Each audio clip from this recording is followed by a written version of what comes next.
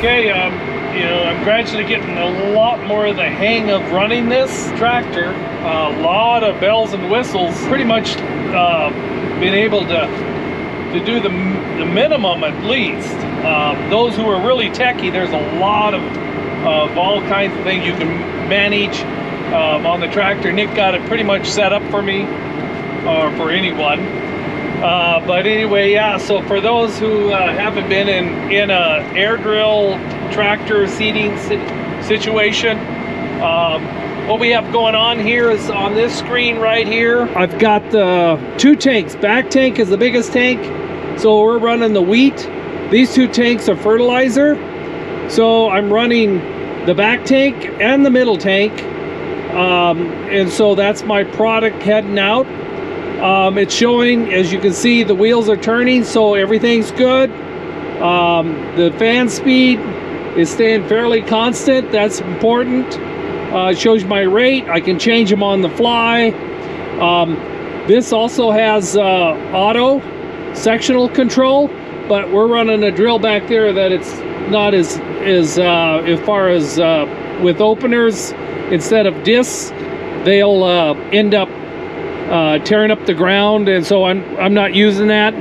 I have my Montage blocker right here. This is the Intelligent Ag. So far everything's looking good. There's no red. When there's red, then it means there's something going on. I'm looking at my count just to see how well, as far as the amount of product that's hitting the sensors, and if that's up at a constant level what I'm running, then I'm good with that. This is your engine right here. I'm running around 5.2, 5.3, just under 1800 RPM. Full of fuel, got lots of depth. Everything else is okay. Looks like I'm going forward. I don't want to go back. I don't even want to go back to the old style. It's back when there was hardly a cab and there was no air conditioning and dust was in here. And it was an interesting situation. But yeah, loving this quad. The Case IH has done a great job in creature comforts, and I'm quite a creature. A little windy, not ideal spraying conditions, but you get the hand that you're dealt. I'm gonna go and fill this girl up with some fuel, fill it up with some product and water, and go hit some fields with my new blue tip nozzles that say I can spray at about 20 miles an hour. We'll see if I do that. I don't know, maybe I'll switch it back to the purples, which are a little slower, but if it does it, and it's a nice smooth field, that's acres getting done quick, and that's what I want. I like that fishtail. Drifted in the brood. I'm empty, so I can do that. Just over here a little bit, I turned the corner, actually on the edge of the field, and turned around and gonna start seeding the other way, and I go, what's that doing in the field? Somebody lost a wheel. It wouldn't take me very long. I'm not that old. Realize that's mine, and it came off here. So I'm not sure what happened. It does look to me like the bolts broke. 2 bolts hold this axle in that yoke, and for whatever reason one broke, and probably the other one couldn't take it all. Yeah, I'm gonna have to rebolt it, find it rebolting.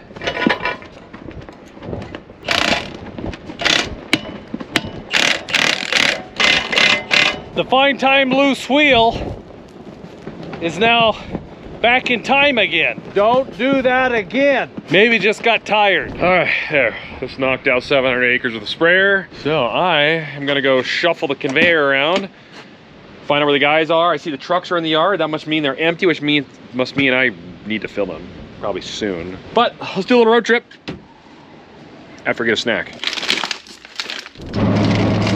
By the way, got an interesting experience today. Don't mind the camera, I might bounce around a little bit. I found the problem why the Big Roots water pressure wasn't where it should have been.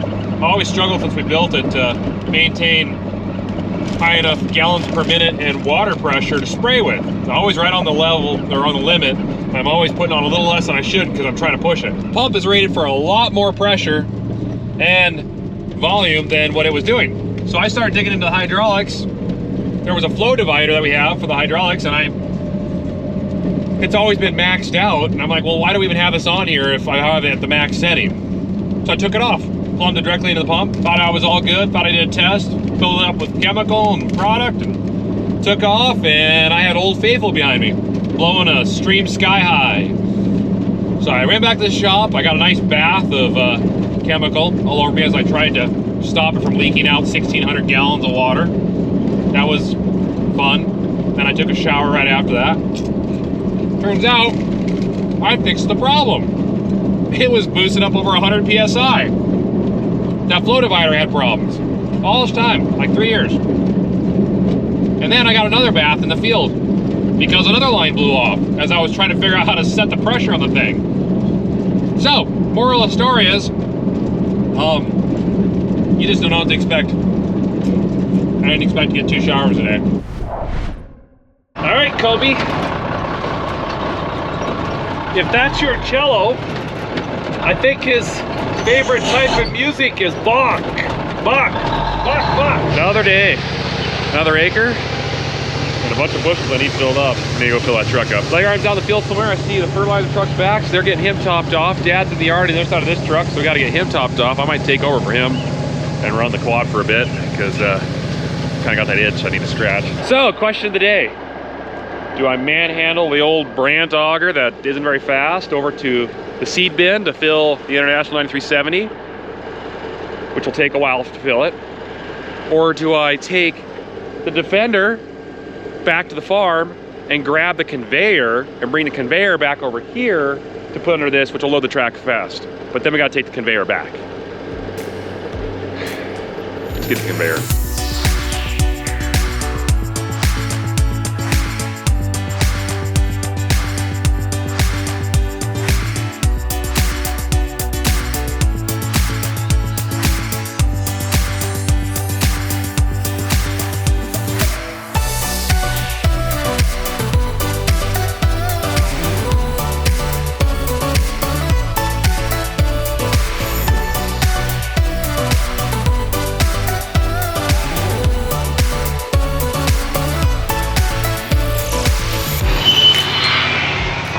Duck the flag.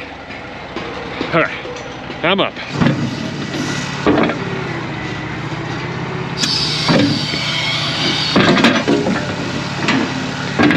It's a beautiful day today, absolutely gorgeous. I think it's gonna be a little windy today, not as bad as yesterday, but I got some acres ahead of the guys with the sprayer, so lots of room to seed. And Brad's back in the trailer park. So he's been running the rock picker, the old 4520, the old, I think it's a right way rock picker. I don't even remember what it is. It's thrashed, it's beat. We got it cheap at an auction. Like you guys always know, we find stuff that's cheap. But it works, and he loves it.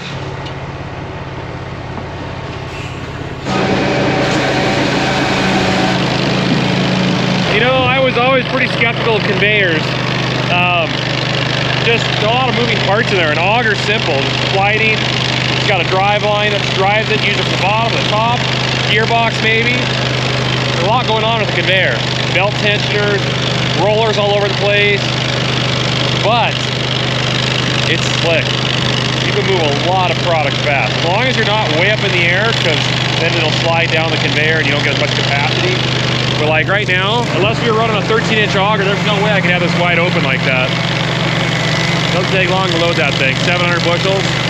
It's quick. I wouldn't even mind a 1,000 bushel cart at this point. If you're loaded like this, that's easy. This 3725 Case IH Precision Air cart holds 230 bushels in the front, 170 in the middle, 325 in the back, or 8,105 liters in the front, 5,991 liters in the middle, and 11,453 liters in the back. There's a scale here. Add weight to it right now. So the load cells, they're these really amazing technology that can take pressure and give you a reading. It's amazing how they work. I don't know. It blows my mind. Some kind of conductive piece that as it's pressed tighter, more electricity, more voltage flows through it. But there's load cells across here, and it's weighing as we fill it. That's in pounds, by the way. All right, I'm back after your last sip. Anyway, just reading the comments as I'm moseying along the field. Big Red's got everything taken care of. And so I'm just doing a little reading, come across this content. It's showed up by others. They have questions like, how do we choose what crops to grow as far as profit versus cost? Well, that all depends on what area you are and what climate you have. In the Midwest, corn is king, and then soybeans is a great rotation after that. So it's pretty much corn, soybeans. A lot of input costs, but they get high yields, and then some years a really good price. This year is one of those years. So a lot of corn's going in, and also soybeans. Well, that's in the Midwest because they get a lot more rain, longer growing season. We're different along this high plateau along the Rocky Mountains. It's cooler and drier, and so consequently we're limited to the crops that we can grow.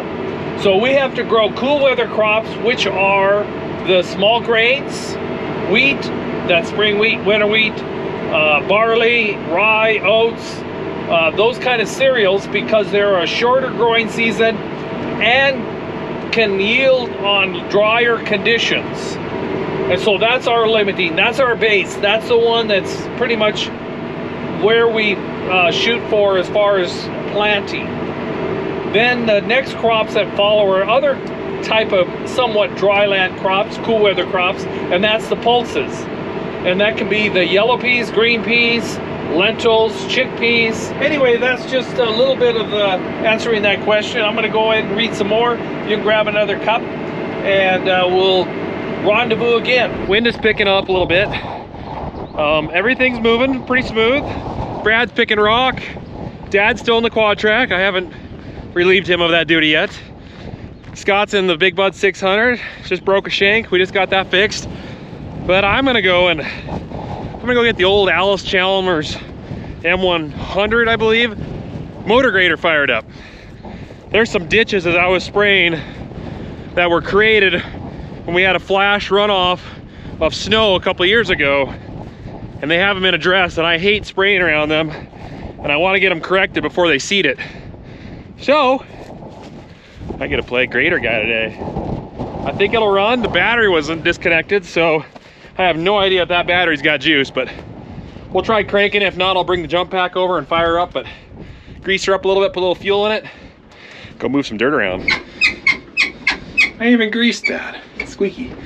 So this is called a knuckle buster. Knuckle buster being that there's no hydraulic cylinders running anything up there. Anything. It's all mechanical. Gearboxes, worm drive boxes, drive lines, shafts, everything. You can see it right there. And these knuckle busters, I got grease on that one. That's gonna get on the hands. When you go to engage them, sometimes they'll pop back at you and they'll smack you in the knuckles. That's why they're called knuckle busters. They work. Hydraulics would be so much better. Someday maybe we'll convert this over to hydraulics, or we'll just get a different grader. But we overhauled the engine and it runs great, and we don't use this thing very often, so I'll bust some knuckles.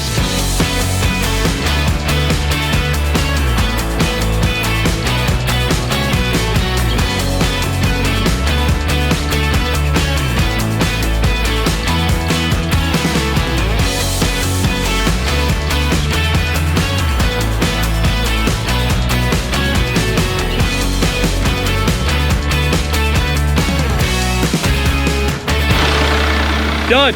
Okay. I want to go to the next field, but it's way over there. But I'm way up here already, so I might as well go do it. Hopefully, the guys will be okay without me for a little bit. Well,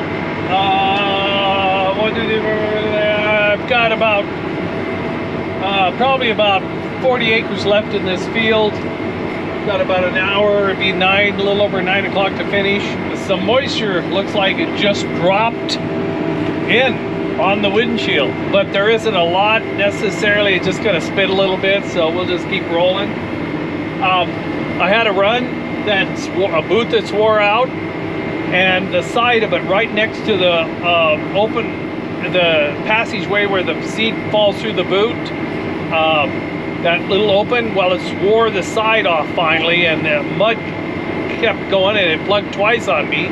and I'm going, oh, I don't want to change that boot. I don't know if I have a big enough wrench to take that bolt off. So what I did was, aha, I don't have flex tape, but I've got duct tape. And so I cleaned it off and I put a few layers of duct tape on the side. I don't know how long that's gonna last, but if it helps duck the issue so I don't have to get out there, then I'm good with it. So talking to Brad, he wouldn't mind being our grader guy. He back when he was in his military days, he actually ran grader quite a bit, and he knows how to run knuckle busters. So he says he's also very particular and makes sure that the final job is very nice, which for in a field isn't a big deal, but you know what? That'd be okay to let Brad loose on that. So maybe I'll train him how to run the grader. I think he'll enjoy it.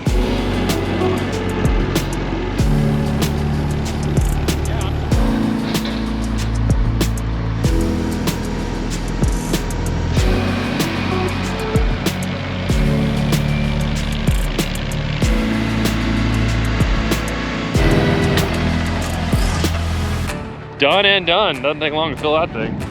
All right, let's run him back.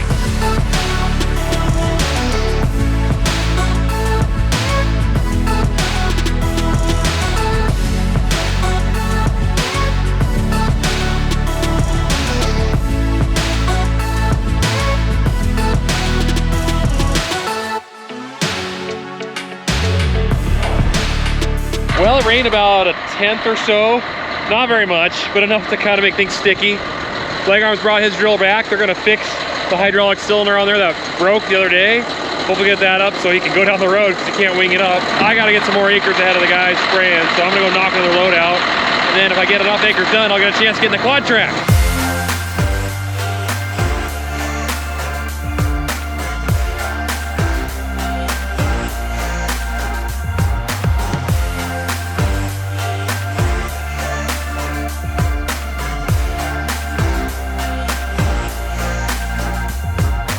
So I got tired of doing this all the time to see what my boobs are doing. So I found these old mirrors in the shop, and now I got this. So now, if something happens, I can see quickly if I'm dragging boom or not. And I don't have to break my neck every 2 seconds.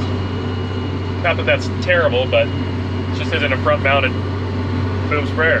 Make sense? Don't worry, Alice, I haven't forgot about you. I'll be back.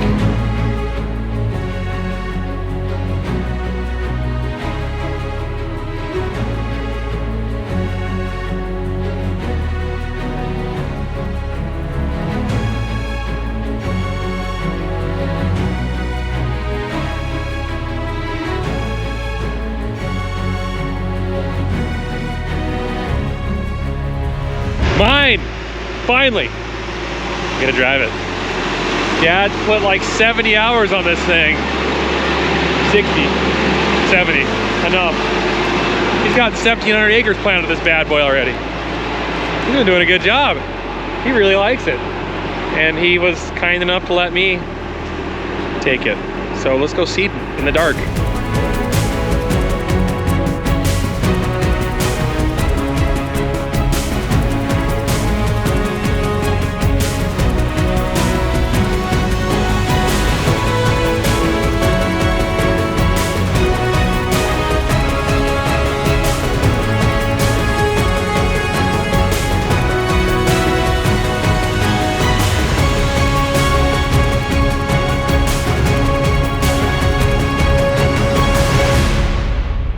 So, 620 horsepower, boost to like 680 something.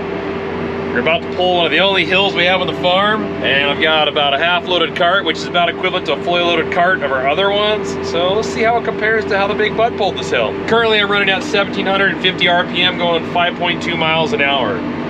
6th gear. I'm not gonna give it any more gas, we're just gonna leave it right there. The buds, a lot of times we throttle up to pull the hill, so we'll see what it does.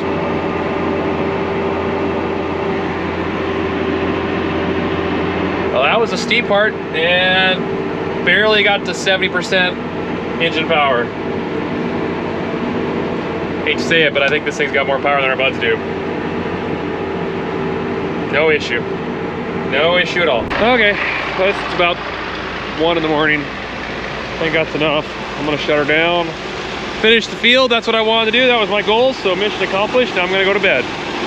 After I eat, then I go to bed. Then I'm gonna come back tomorrow. And I am gonna run this thing until its tracks fall off.